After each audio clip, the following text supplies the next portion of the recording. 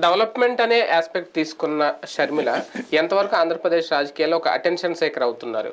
Regular గా attention seeker అవుతుంది. ఎందుకంటే పబ్లిసిటీ పరంగా కొంతకాలం పాటు అంటే రెడ్ వచ్చే మొదలెట్టి అంటారు కదా, మళ్ళీ కొత్తగా ఇప్పుడు చంద్రబాబుది అయిపోయింది, లోకేష్ అయిపోయింది, పవన్ కళ్యాణ్ అయిపోయింది, కొత్త ఫేసు ఆ మధ్యన పురంధేశ్వరి కొన్ని రోజుల పాటు. వాస్తవంగా జగన్ కి యాంటీగా మాట్లాడే వాళ్ళకి ఫోకస్ ఉంటది, అది కొన్ని రోజుల పాటు ట్రెండింగ్ నడుస్తుంది, తర్వాత మళ్ళీ బోర్ కొట్టినప్పుడు ఇది. ప్రస్తుతానికి ట్రెండింగ్ లో ఈవిడ ఉంటది.